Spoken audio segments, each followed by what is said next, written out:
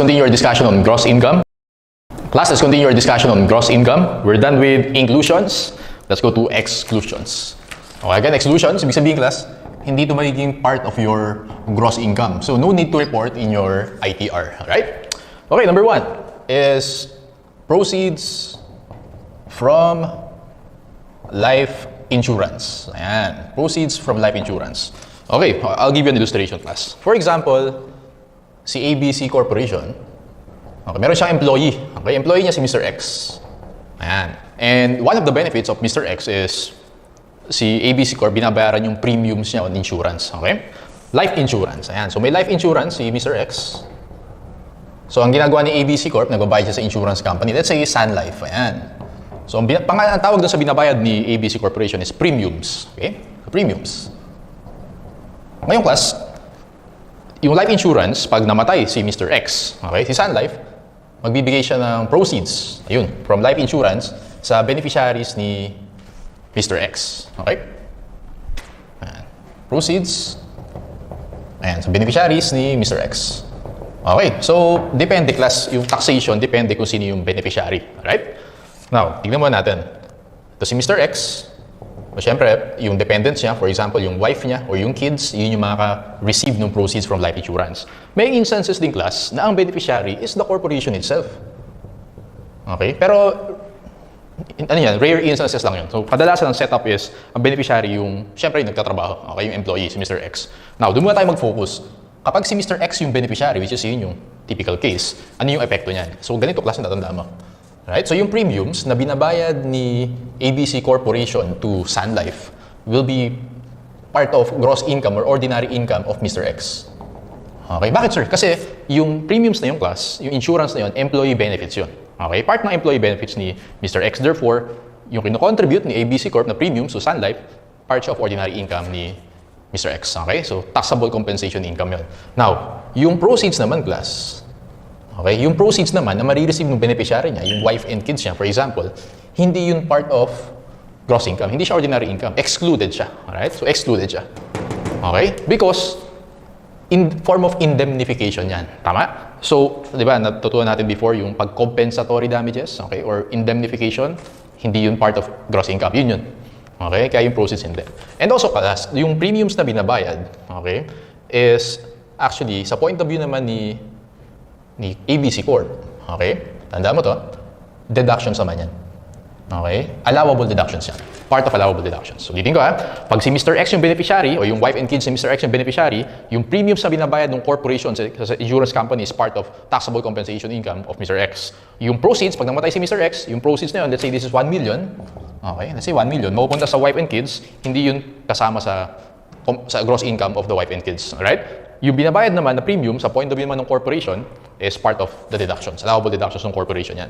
Sir, what if yung si ABC Corporation yung beneficiary? Ganito naman tatanda mo dyan, class. Yung premiums na binabayad, okay, syempre hindi siya part of ordinary income ni Mr. X. Kasi hindi naman siya magbe-benefit eh. Pag namatay siya, yung proceeds mo punta kay ABC Corp, hindi dun sa wife and kids niya. Alright?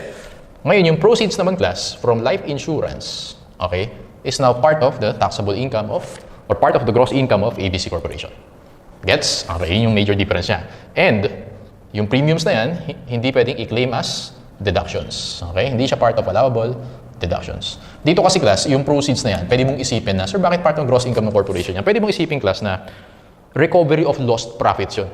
Nawala si Mr. X sa'yo, hindi siya makakapag-serve. For example, si Mr. X, si CFO or CEO, nawala sa'yo, namatay. Okay?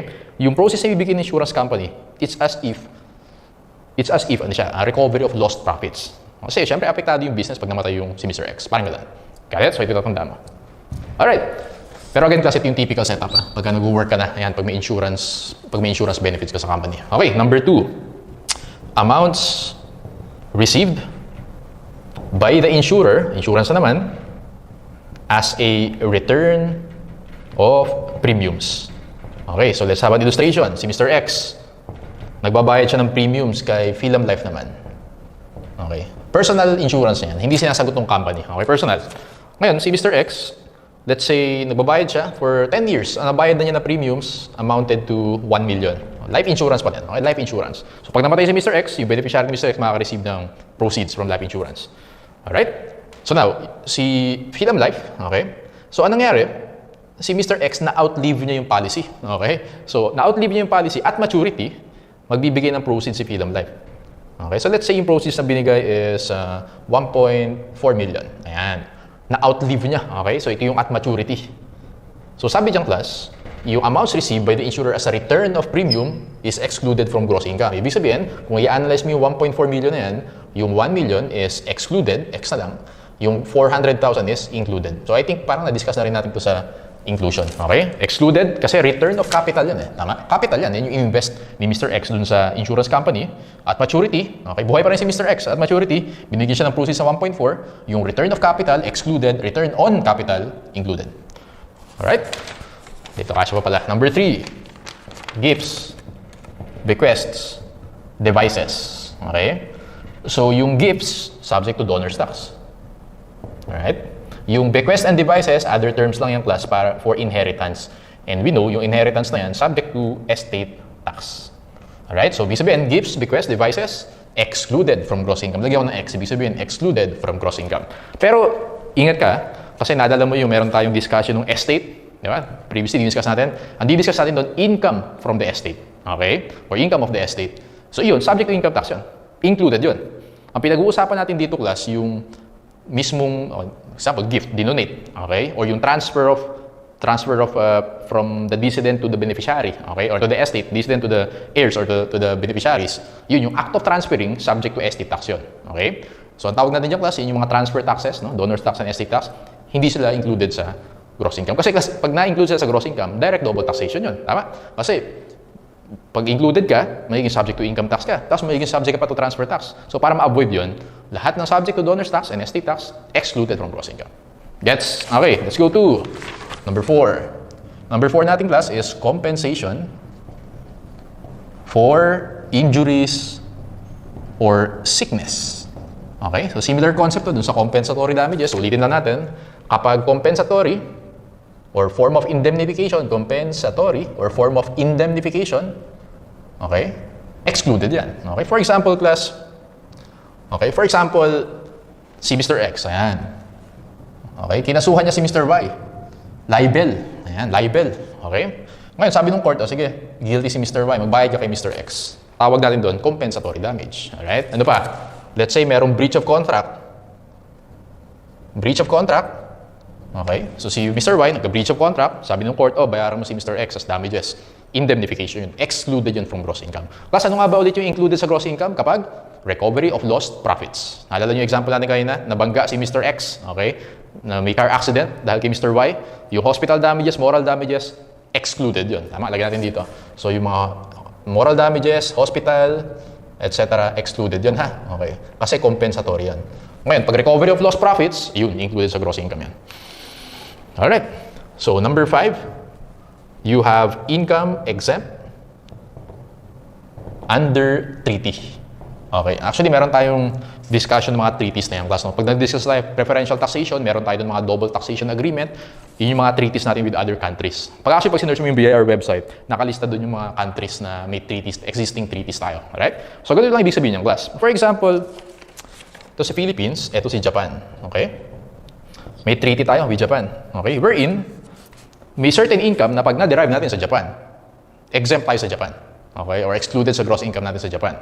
Ngayon, pag may treaty tayo, yung same income na yun, pag yung Japanese naman nasa Pilipinas, i-exempt din natin yan.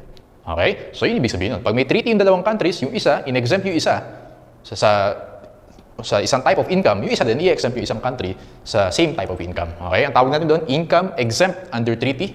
So, hindi yun excluded yan from gross income, okay? Non-taxable yun. So, ayan, though meron tayong separate discussion during sa preferential taxation natin, mag-expound natin yan. Let's go to number 6. Okay, let's go to number 6. Ayan, retirement, benefits, pensions, gratuities, etc. Okay. So, class, naalala nyo yung sa pension natin, sa inclusion. Di ba meron tayong isang item doon, nakalagay pension. Tapos, pag hindi mo na-meet yung exemption requirement or the exclusion requirement, included ka. Okay? Sir, paano ba magiging exempt kapag sa retirement benefits? For example, class, nag-work ka sa company. No? Nag-retire ka na. Okay? Nag-retire ka na. Yung ma-receive mo na separation pay or the retirement pay from the company, taxable ba yan? Answer is depende. Ito yung requirements. Okay? So, make sure, inform nyo yung mga kilala nyo, yung mga malapit na mag-retire. Ito yung requirements class para maging exempt sa tax yun or excluded. Okay? Tatlo, tatandaan mo doon. Actually, 4 pala to. 4. Dapat merong reasonable private benefit plan. Applicable to sa mga private employees, no? Reasonable private benefit plan. Okay, sulat ko muna. Maintained and funded by the employer. Okay? Pero hindi lang basta-basta benefit plan. It should be approved by BIR. Very important yun, ha? Pinapa-approve kay BIR yan. Okay? So first requirement, there should be a reasonable private benefit plan maintained by the employer. Ibig sabihin, hinuhulugan ng employer from time to time. Pero take note, it should be approved by BIR. Pag hindi approved by BIR, hindi ka ma-satisfy yung exclusion requirements mo. Ito yung exclusion or exemption requirements. Okay? So pag may na-receive ka na retirement pay from the company, ayan, make sure ito yung ma-meet yung criteria na yan para non-taxable yun.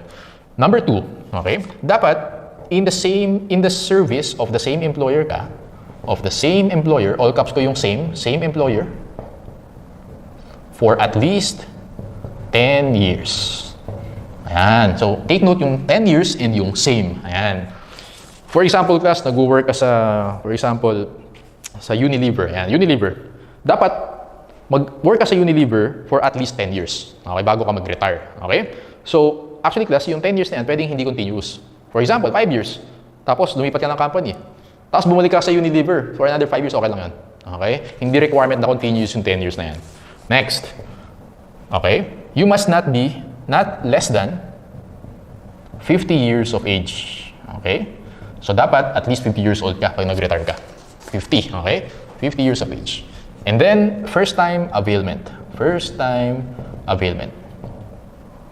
Okay? So, first time. So, ibig sabihin, class, pag 49 years old, hindi mo ma-meet yung requirements. Dapat at least 50 years old ka. So, tatlong figures na tatandaan mo dito. 10 years ka mag-stay sa same employer, at least 50 years old, and first-time availment. First time, hindi pwedeng ma-avail mo yan dalawang beses. So, 10, 50, and 1. Okay? Yung tatandaan mo. Kaya, class, kung naririnig mo yung mga nagsasabi na, mag-early retirement ako. Nag-decide na mag-early retirement yon because pag na-meet mo yung 50 years old na yan. Okay? Usually, 50 years old, nag-stay sa 10 years, first-time availment, pwede ka mag-early retirement. Okay? Yung retirement pay mo from the company, excluded siya from gross income. Okay? Kasi usually, malalaki yung amount sa retirement pay na yan. So, kapag included sa gross income yan, hindi mo na-meet yung requirements, medyo masakit sa tax yun. Okay? Kasi masasubject sa tax table yan. Alright? So, tanda mo yan. Sige. So, letter B. Actually, tingin tayo sa G-sheets natin. No? Refer na tayo dyan sa number 7 or number 6 yan. Retirement benefits received under 7641. Sir, ano ba yung RA 7641? Actually, ano yan? Okay, dito, RA 7641. Yan yung retirement law natin sa Philippines. Retirement law. Okay, so tingin ka sa G-sheets, under exclusion, number 6. Retirement benefits received under RA 7641 or the retirement law. Tatandaan mo lang yung 4 na requirements natin. Okay? Otherwise, pag may hindi ka na-meet dyan, kahit isa, well, included ka na sa gross income. Okay? Next item. Okay, so i-erase ko muna. Next item natin is, okay, any amount received by an official or employer or his heirs from the employer as a consequence of separation. Okay, so letter B natin, class, under number 6, ito yung letter A. Okay, letter B natin is separation pay. Okay, tandaan mo, class, sa separation pay, ito yung important dyan. The separation pay must be, titignan mo yung G-sheets natin, naka-bold dyan, because of death, sickness, other physical disability, or any cause beyond the control of the said official. So, ito yung keywords dyan, beyond the control. Alright, so separation pay. For example, class, 40 years old ka. So, ang ginawa ng company, okay, for example, yung reason kung bakit ka natanggal sa company is because, for example, ABS-CBN employee ka, wala ng franchise, natanggal ka, beyond your control yun. So, yung separation pay mo kay ABS-CBN, excluded from gross income yun. Okay? Ano pa yung mga example? Let's say sa COVID, nag-close yung company, nalugi. Okay? Naka-receive ka ng separation pay, beyond your control yun, excluded. Kapag naman kasang ginawa mo, 40 years old ka, kasi sinasabi kong 40 kasi iba yung separation sa retirement. Ha? Ito kasi magre-retire ka sa company. Ito, separation pay. Okay? For example, 40 years old ka, nag-resign ka sa company. Ikaw yung may choice. Okay? Nag-decide ka, nag-resign ako, lipat ako ng ibang company. Naka-receive ka ng separation pay, included sa gross income. Bakit, sir? Kasi hindi siya beyond your control. Alright? So, yun yung keywords natin dyan, beyond the control. Letter C. Okay, Social Security Benefits. Basahin natin, class, yung nasa G-sheets natin, and then explain ko yan. Social Security benefits, retirement gratuities, pensions, and other similar benefits received by a resident or non-resident citizen of the Philippines or aliens who come to reside permanently in the Philippines from foreign government agencies and other institutions, private or public. Sir, wala akong naintindihan. O, ganito yan. Bigyan natin ng example. For example, kasi may OFW, no? Pumunta ng US, okay? Ito ng OFW siya, pumunta siya ng US, and then, nag-retire na siya. Ayan. Ngayon, yung company sa US na pinagtatrabahuhan niya, may employee benefit wherein merong retirement pay. Okay? Every month, meron siyang nare-receive dun sa company sa US. Okay? So, yung company sa US, si OFW, umuwi na sa Philippines, reside permanently. Nag-retire na siya dito sa Pilipinas. Nakaka-receive siya ng pension ngayon, okay? From the US company. Yung pension na nare-receive niya na yun is non-taxable, excluded yun. Okay? Yung ibig sabihin yan. So, Social Security benefits received by resident or non-resident who come to reside permanently in the Philippines. Okay? Example natin, again, ulitin ko, OFW, nag-work ka sa US, nag-retire ka, naka-receive ka ng pension from the company, sa US company every month. Yung nare-receive na pension na yun is excluded from gross income. Let's go to letter D. Okay. Ano nakalagay dyan? Payments of benefits. Payments of benefits. Okay. Payments of benefits to any. Okay. So, lagay ko nandito, payments of benefits, US Veterans Administration. Okay. Let's read the G-sheets natin. Payments of benefits due or to become due to any person residing in the Philippines under the laws of the US administered by the US Veterans Administration. Okay, ganito yung class. Ito yung sa mga World War II veterans. Okay, applicable sa kanila yan. For example, merong American. Yan. American, veteran siya, World War II veteran. Lumaban siya during World War II. And then, pumunta ng Philippines. Okay, punta ng Philippines. Dito nag-settle down. Okay, nag-start ng family dito sa Philippines. Ngayon, yung USVA kasi, may mga benefits yan. Nakaka-receive ng mga pension yan. Okay, mga World War II veterans na yan. Yung pension na nare-receive nila, di ba, dito sa Philippines. Okay, so, ano classification nila? Pwede silang resident alien o kaya, kung Filipino citizen sila, resident citizen sila. Tama? Taxable globally yun eh. Tama? So, ito, dapat taxable sa kanya yan pag resident citizen. Pero, excluded yan, according to our tax code. Ulitin ko, lahat ng benefits from the US Veterans Administration na nare-receive ng mga Americans na nag-reside sa Philippines, okay, wherein yung mga Americans na yan, lumaban sila sa World War II, considered sila as veterans, excluded sa gross income. In the same way, okay, kapag may mga Filipinos na lumaban sa World War II, okay, under the American flag, tapos umuwi din sila sa Pilipinas, alright? Nakaka-receive sila ng pension or benefits from the USVA, excluded din yan from gross income. Okay, yun yung ibig sabihin ng letter D na yan. Letter E, okay. Benefits received from SSS. Letter F, benefits received from GSIS. Okay, so actually, yan, self-explanatory, lahat ng pension, okay, galing sa pag SSS kasi mga private companies yan. Pagka naman GSIS, yan yung mga sa mga nag-retire na mga government employees. So yung mga parents nyo or grandparents nyo, di ba nakaka-receive ng SSS or GSIS yan, buo na na-receive yun. Okay, hindi yung sinasubject sa tax. Excluded from gross income yan. Got it? Okay, malapit na class. Let's go to number 7, miscellaneous items. Number 7. Okay, miscellaneous items. Ayan. Letter A, income derived by foreign government. Okay, income derived by foreign government. So gusto kong bigyan ng mga illustrations para hindi nyo lang minimemorize. Yun kasi yung mga sakit ng mga students pag nag-aaral ng tax. Uy, ito lahat ito yung mga excluded. Dapat alam mo man lang, di ba? Kahit papano na kung bakit or naiintindihan mo man lang yung line item na yan. So number 1 is letter A is foreign government. Ganito yung class. For example, yung Japanese government. Ayan. Japanese government nag-invest sa atin sa Philippines. Nag-invest siya sa stocks, sa bonds. Siguro attractive yung return sa Philippines, no? Mga investments dito. Sa nag-bank deposit din, okay? So yung ma-earn ng Japanese government na yan, sa stocks na ma-earn yan, dividend income, sa bonds, interest income, bank deposit, interest income, excluded yan. Hindi yan taxable. Okay? Ang tawag doon, income derived by the foreign government. Okay? Like this one.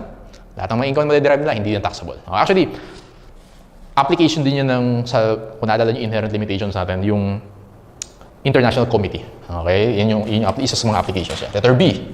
Income derived by, actually, yung letter B na yan, by local government naman. Okay? So, Philippine government. Basahin natin, class. Income derived by the government or its political subdivisions. For example, ito class yung mga government agencies natin. Alright? Mga government agencies natin, for example, LTO. Okay, di ba? Diyan ka kumuha ng driver's license, diyan nagre-renew. Okay? DFA, mga passport renewal, okay? Passport application, ano pa? PSA, mga birth certificate, nagbabayad ka dyan eh. Tama? Revenues yan. Revenue generating government agencies yan. Hindi yan taxable. Okay? Yung income nila, yung revenues nila, hindi taxable yun. Kasi walang sense eh. Isipin nyo, di ba yung revenue ng LTO, pupunta rin sa government yan, tama? Sa fund natin, pupunta sa government yan. Parang walang sense kung tataksan mo yun. Kasi yung tax pupunta rin sa government yun. Nakuha niyan. Pero syempre class, yung mga GOCCs, as explained before, yung mga GOCCs naman, ayan, mga taxable naman yan.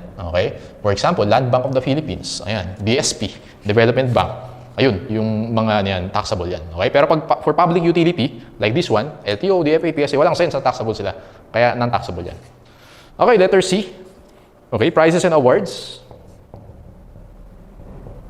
Ano nakalagay? Basahin natin class. Prizes and awards in sports competition. All prizes and awards granted to athletes in local, international, and tournaments, whether Philippines or abroad.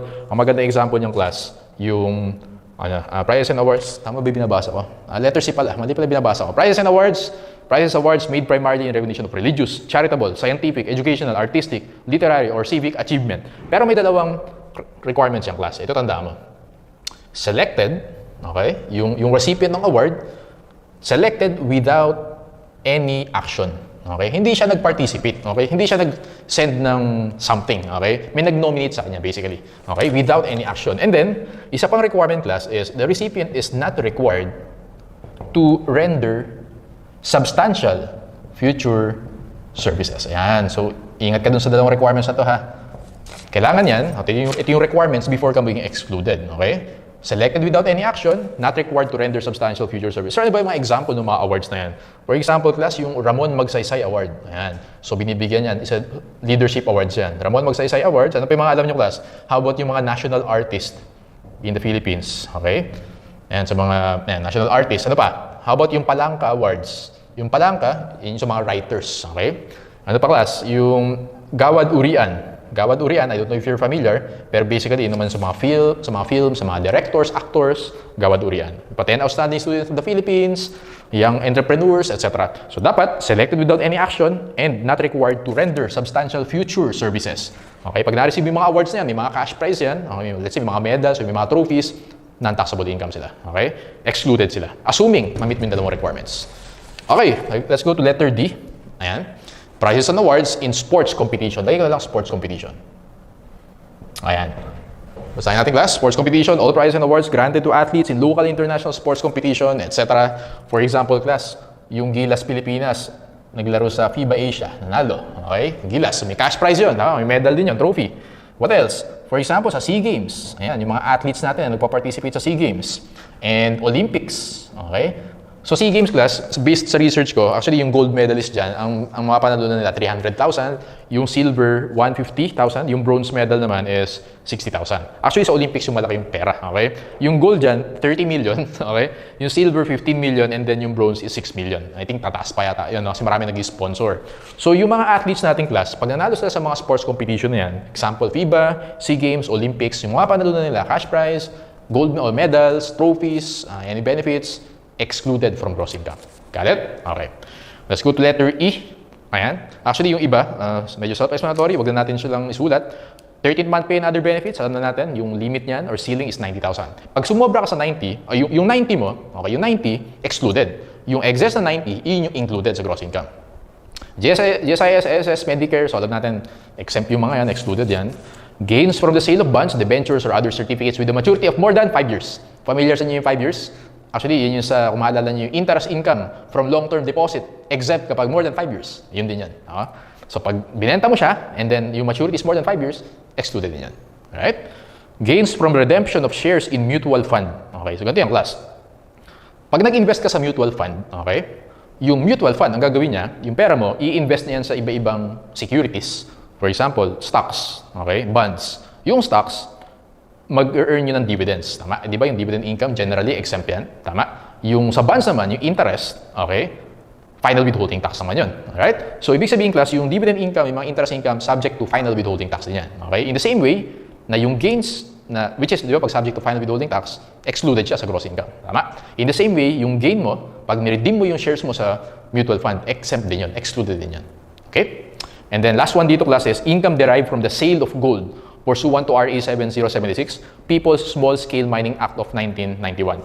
Okay, yan class yung mga nagmimina ng gold, nagmamine ng gold. Pero take note, nakalagay dyan, small scale. Okay? Actually, ang requirement dito, magiging exempt ka lang. So, ibig sabihin ba yan, yung mga mining companies exempt sa excluded sila sa yung income nila. Hindi. Kaya sinabing small scale, ang strict requirements ng class, dapat manual labor. Okay? Hindi ka gumagamit ng mga explosives. For example, di ba, yung iba gumagamit ng dynamite, ganyan. Hindi pwede yun. Dapat manual labor talaga. Okay? Or gumagamit ng mga heavy mining equipment, yung mga nagdi-drill, okay? Nag-excavate. Hindi yun yung pinag-uusapan dito. Kaya sinabing small scale, yun yung mga nagmamanual na kumukuha ng gold, ayun, yung income nila, excluded yun. Pero yung mga large mining companies na gumagamit ng explosives and heavy equipment, included yung income nila, okay, sa gross income. Alright, so, ito yung bago, okay, sa Bayanihan Act 2. Alright, ni-insert ko din siya dun sa create versus train natin, na sheet. Pero basically, class, basahin na natin. May pattern naman dito. Okay, so, notice class, sa G-sheets natin, ang daming nakalagay, di ba? Sir, kailangan ba i-memorize namin lahat? Hindi mo kailangan i-memorize yan. Titingnan mo lang yung pattern. And yung mga naka-bullet dyan, naka-bold dyan, naka-highlight na items, yun lang yung matatandaan mo. Alright? And siyempre, kahit pa paano, iintindihin mo rin, katulad nung diniscuss natin. So yeah, let's go to number 8, tax-exempt income under RA 11494. It's the Bayanihan Act 2. Okay, yung Bayanihan Act 2, actually, para makatulong yan sa mga frontliners, basically. A, retirement benefits received by officials or employees of private firms, whether individuals or corporations, June 5, 2020 to December 31, 2020. Tandaan mo na lang yung time frame na yun, right? Pag nag-retire yan, pag may nag-retire, within the time period, okay? Kasi iyan yung rampant talaga yung COVID cases yan. So, under Bayanihan Act 2, excluded na yun. Kahit hindi ma-meet yung requirement natin sa retirement benefits. Okay? Letter B, COVID-19 special risk allowance given to public and private health workers. O, basta tandaan mo lang, any allowances na binigay sa mga frontliners natin, private health workers, excluded sa gross income nila yan.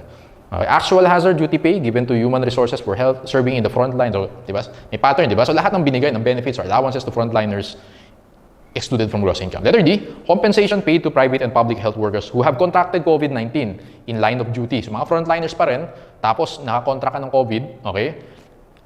Ang binibigay sa'yo, ito, 1 million pag namatay, okay? Yung 1 million na yun, excluded from gross income. 100,000 pag critical sickness, okay? 15,000 naman pag mild or moderate. So, in short, ang tatandaan mo lang sa number 8 na yan, lahat ng benefits, allowances, compensation na binigay sa mga frontliners, excluded from gross income. Okay, so yung last portion naman class, ito applicable sa mga government officials and employees. Kasi may mga allowances sila na hindi binibigay sa mga private employees. Okay? Basahin natin. Fringe benefits which are subject to fringe benefits tax. Actually, meron tayong separate discussion sa fringe benefits tax. Huwag mo muna pansinin yan. Pero basically, yan, parang final tax din yan, fringe benefits tax. Representation and transportation allowance or RATA. Tandaan mo lang yan, RATA. Granted to public officers and employees under the General Appropriation Act. Personal Economic Relief Allowance or PERA, Personnel Economic Relief Allowance granted to government personnel. Mga additional allowances yan sa mga government employees, okay? So, ayan. Monetized value of leave credits paid to government officials, GSIS, Medicare, Pag-ibig, Union, okay? Union of Individual Employees. Compensation income, naka-bold doon, statutory minimum wage. So, alam natin, mga minimum wage earners, excluded yun, exempted sila. Holiday pay, overtime pay, minimum wage earners, GSIS, SSS, GSIS, sa government kasi GSIS, sa private SSS. So, benefits received from GSIS, again, excluded from gross income. Okay?